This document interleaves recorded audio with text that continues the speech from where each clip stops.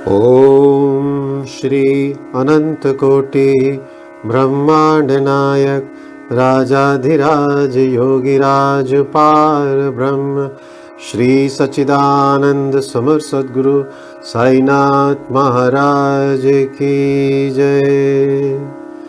हे गुरुदेव, आपके चरणों में मेरा कोटि कोटि नमन। बाबा, आज श्री साई सच्चित्र के अध्याय 15 का अध्ययन होगा। हे गुरुदेव, कृपा कर हम सभी भक्तों को अपना आशीर्वाद प्रदान करें। ये अध्याय सबके चित्त में उतरे और सभी को इस अध्याय से लाभ हो। आइए अध्याय 15, जिसमें की दिया है नारदीय कीर्तन पद्धति। श्री चौलकर की शक्कर रहित चाय, 2 छिपकलियां। पाठकों को स्मरण होगा कि छठे अध्याय के अनुसार शिरडी में रामनवमी उत्सव मनाया जाता था। यह कैसे प्रारंभ हुआ और पहले वर्ष ही इस अवसर पर कीर्तन करने के लिए एक अच्छे हरिदास के मिलने में क्या क्या कठिनाइयां हुई, इसका भी वर्णन वहां किया गया है।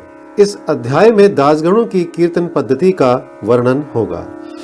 आइए पढ़ते हैं नारदीय कीर्तन पद्धति। बहुधा हरिदास कीर्तन करते समय एक लंबा अंगरखा और पूरी पोशाक पहनते हैं। वे सिर पर फेटा या साफा बांधते हैं और एक लंबा कोट तथा भीतर कमीज, कंधे पर गमछा और सदैव की भांति एक लंबी धोती पहनते हैं। एक बार गांव में कीर्तन के लिए जाते हुए दासगणों भी उपर्युक्त रीति से सज धज कर बाबा को प्रणाम करने पहुंचे। बाबा उन्हें देखते ही कहने लगे, अच्छा दूल्हा राजा, इस प्रकार बन ठन कर कहाँ जा रहे हो? उत्तर मिला कि कीर्तन के लिए। बाबा ने पूछा कि कोट, गमछा और फेटे, इन सब की आवश्यकता ही क्या है? इनको अभी मेरे सामने ही उतारो। इस शरीर पर इन्हें धारण करने की कोई आवश्यकता नहीं है। दासगणों ने इन वस्त्रों को फिर कभी नहीं पहना। वे सदैव कमर से ऊपर अंग खुले रखकर हाथ में करताल और गले में हार पहनकर ही कीर्तन किया करते थे। यह पद्धति यद्यपि हरिदासों द्वारा अपनाई गई पद्धति के अनुरूप नहीं है, परंतु फिर भी शुद्ध तथा पवित्र है। कीर्तन पद्धति के जन्मदाता नारद मुनि कटी से ऊपर सिर तक कोई वस्त्र धारण नहीं करते थे। वे एक हाथ में वीणा लेकर हरि कीर्तन करते हुए त्रिलोक में घूमते थे। आइए अब आगे पढ़ते हैं श्री चौलकर की शक्कर रहित चाय। बाबा की कीर्ति पूना और अहमदनगर जिलों में फैल चुकी थी, परंतु श्री नाना साहेब चांदोरकर के व्यक्तिगत वार्तालाप तथा दासगणों के मधुर कीर्तन द्वारा बाबा की कीर्ति कोंकण यानी बंबई प्रांत में भी फैल गई। इसका श्रेय केवल श्री दासगणों को ही है। भगवान उन्हें सदैव सुखी रखें। उन्होंने अपने सुंदर प्राकृतिक कीर्तन से बाबा को घर घर पहुंचा दिया। श्रोताओं की रुचि प्रायः भिन्न भिन्न प्रकार की होती है। किसी को हरिदासों की विद्वता, किसी को भाव, किसी को गायन, तो किसी को चुटकुले तथा किसी को वेदांत विवेचन और किसी को उनकी मुख्य कथा रुचिकर प्रतीत होती है। परंतु ऐसे बिरले ही हैं जिनके हृदय में संत कथा या कीर्तन सुनकर श्रद्धा और प्रेम उमड़ता हो। श्री दासगणों का कीर्तन श्रोताओं के हृदय पर स्थायी प्रभाव डालता था। एक ऐसी ही घटना नीचे दी जा रही है। एक समय ठाणे के श्री कोपिनेश्वर मंदिर में श्री दासगणों कीर्तन में श्री साईं बाबा का गुणगान कर रहे थे। श्रोताओं में एक चौलकर नामक व्यक्ति, जो ठाणे के दीवानी न्यायालय में एक अस्थायी कर्मचारी थे, भी वहां उपस्थित थे। दासगणों का कीर्तन सुनकर वह बहुत प्रभावित हुआ और मन ही मन बाबा को नमन कर प्रार्थना करने लगा कि हे बाबा, मैं एक निर्धन व्यक्ति हूँ और अपने कुटुंब का भरण पोषण भी भली भांति करने में असमर्थ हूँ। यदि मैं आपकी कृपा से विभागीय परीक्षा में उत्तीर्ण हो गया तो आपके श्री चरणों में उपस्थित होकर आपके निमित्त मिश्री का प्रसाद बांटूंगा। भाग्य ने पलटा खाया और चौलकर परीक्षा में उत्तीर्ण हो गया।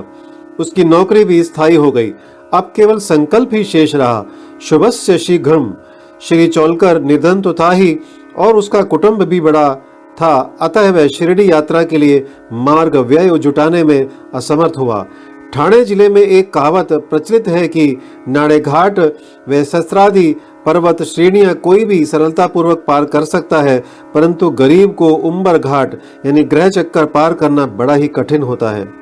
श्री चौलकर अपना संकल्प शीघ्र पूरा करने के लिए उत्सुक थे। उन्होंने मित व्ययी बनकर अपना खर्च घटाकर पैसा बचाने का निश्चय किया। इस कारण उन्होंने बिना शक्कर की चाय पीना प्रारंभ किया और इस तरह कुछ द्रव्य एकत्रित कर वह शिरडी पहुंचा। उन्होंने बाबा का दर्शन कर उनके चरणों पर गिरकर नारियल भेंट किया तथा अपने संकल्पानुसार श्रद्धा से मिश्री वितरित की और बाबा से बोला कि आपके दर्शन से मेरे हृदय को अत्यंत प्रसन्नता हुई है। मेरी समस्त इच्छाएं तो आपकी कृपा दृष्टि से उसी दिन पूर्ण हो चुकी थी। मस्जिद में श्री चौलकर का आतिथ्य करने वाले श्री बापू साहेब जोग भी वहां उपस्थित थे। जब वे दोनों वहां से जाने लगे तो बाबा जोग से इस प्रकार कहने लगे कि अपने अतिथि को चाय के प्याले में अच्छी तरह शक्कर मिला कर देना। इन अर्थपूर्ण शब्दों को सुनकर श्री चौलकर का हृदय भर आया और उन्हें बड़ा आश्चर्य हुआ। उनके नेत्रों से अश्रुधाराएं प्रवाहित होने लगी और वे प्रेम से विहल होकर श्री चरणों पर गिर पड़े। श्री जोग को अपने अतिथि को चाय के प्याले में अच्छी तरह शक्कर मिलाकर देना, यह विचित्र आज्ञा सुनकर बड़ा कौतूहल हो रहा था कि यथार्थ में इसका अर्थ क्या है। बाबा ने उन्हें संकेत किया था कि वे शक्कर छोड़ने के गुप्त निश्चय से भली भांति परिचित हैं। बाबा का यह कथन था कि यदि तुम श्रद्धा पूर्वक मेरे सामने हाथ फैलाओगे तो मैं सदैव तुम्हारे साथ रहूंगा। यद्यपि मैं शरीर से यहाँ हूँ, परंतु मुझे 7 समुद्रों के पार भी घटित होने वाली घटनाओं का ज्ञान है। मैं तुम्हारे हृदय में विराजित तुम्हारे अंतरस्थ ही हूँ, जिसका तुम्हारे तथा समस्त प्राणियों के हृदय में वास है, उसकी ही पूजा करो। धन्य और सौभाग्यशाली वही है जो मेरे सर्वव्यापी स्वरूप से परिचित है। बाबा ने श्री चौलकर को कितनी सुंदर तथा महत्वपूर्ण शिक्षा प्रदान की। अब आगे बढ़ते हैं 2 छिपकलियों का मिलन। अब हम 2 छोटी छिपकलियों की कथा के साथ ही यह अध्याय समाप्त करेंगे। एक बार बाबा मस्जिद में बैठे थे कि उसी समय एक छिपकली चिक चिक करने लगी। कौतूहलवश एक भक्त ने बाबा से पूछा कि छिपकली के चिकचिकाने का क्या कोई विशेष अर्थ है? यह शुभ है या अशुभ? बाबा ने कहा कि इस छिपकली की बहन आज औरंगाबाद से यहाँ आने वाली है, इसलिए यह प्रसन्नता से फूली नहीं समा रही है। वह भक्त बाबा के शब्दों का अर्थ ना समझ सका, इसलिए वह चुपचाप वहीं बैठा रहा। उसी समय औरंगाबाद से एक आदमी घोड़े पर बाबा के दर्शनार्थ आया। वह तो आगे जाना चाहता था, परंतु घोड़ा अधिक भूखा होने के कारण बढ़ता ही ना था।